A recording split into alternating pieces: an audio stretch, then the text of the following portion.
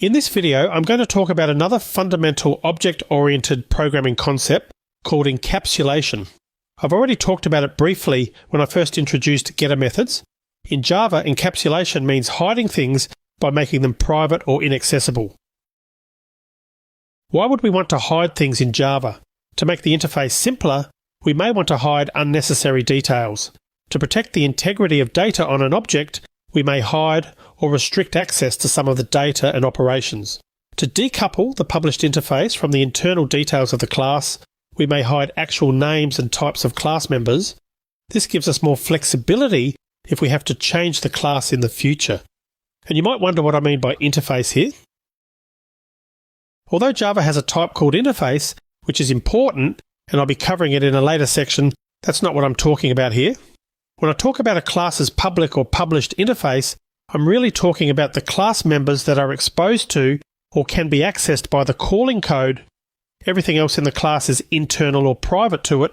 An application programming interface, or API, is the public contract that tells others how to use the class.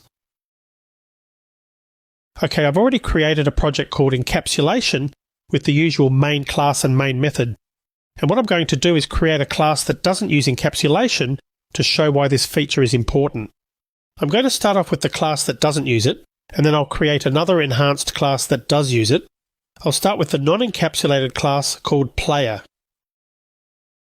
Hopefully, you're getting used to seeing classes on a diagram now and can appreciate looking at a class this way before it's built in code. This is the model for a player class, as in a player in a computer game. The player has three fields: name, health, and weapon. This class has three methods: lose health, restore health, and health remaining, which I'll explain shortly. I'm going to create this class without using encapsulation. To do this, I'll create the new player class. I'll add the fields, the player's name, the player's health, and the weapon. Public string name, public int health, public string weapon. What I want you to notice is that here, I've actually used a public access modifier. I've discussed this before and said it's usually a good idea to use private. But I am using public for a reason here, and that'll become clear shortly.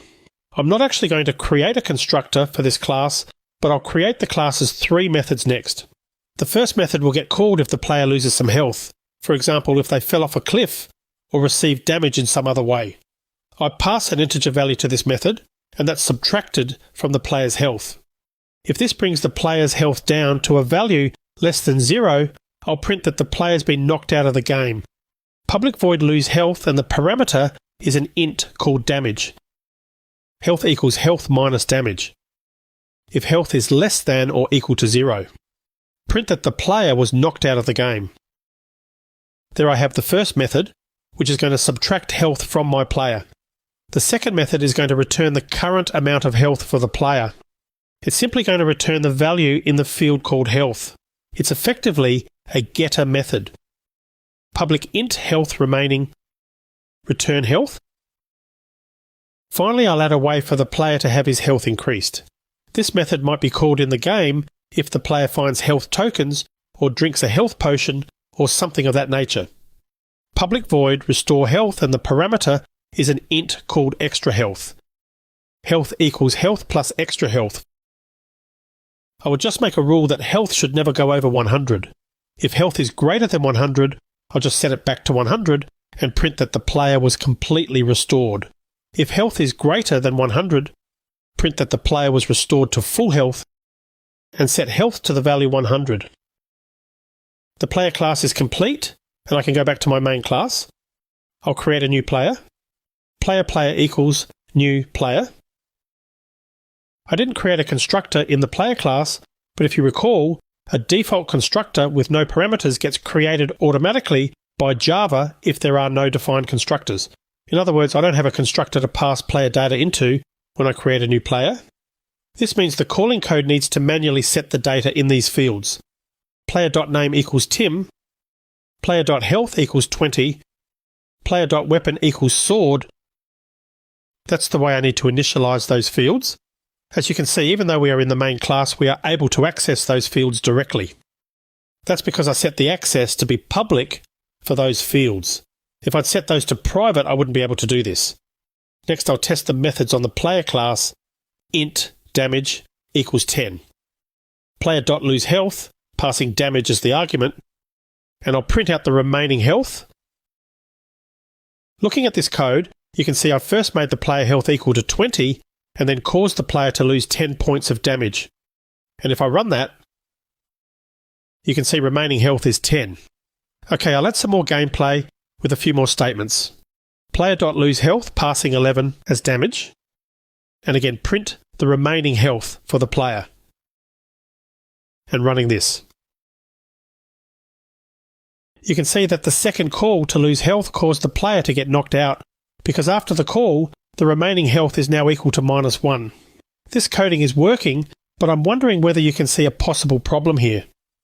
I've created a method here, loseHealth, which is the code that should manage the process of the player losing health. This is where I want to put in all my formulas for making sure that I am correctly calculating health when some damage occurs. But what happens if the calling code decides to just access the player's health directly anytime it wants, and it just sets the player health here above the second call to the loseHealth method? Player.health equals 200. Here, the main method has kind of gone rogue because it's setting the player's health manually outside of the normal gameplay method calls. This code actually takes control away from the player class for managing the player's health.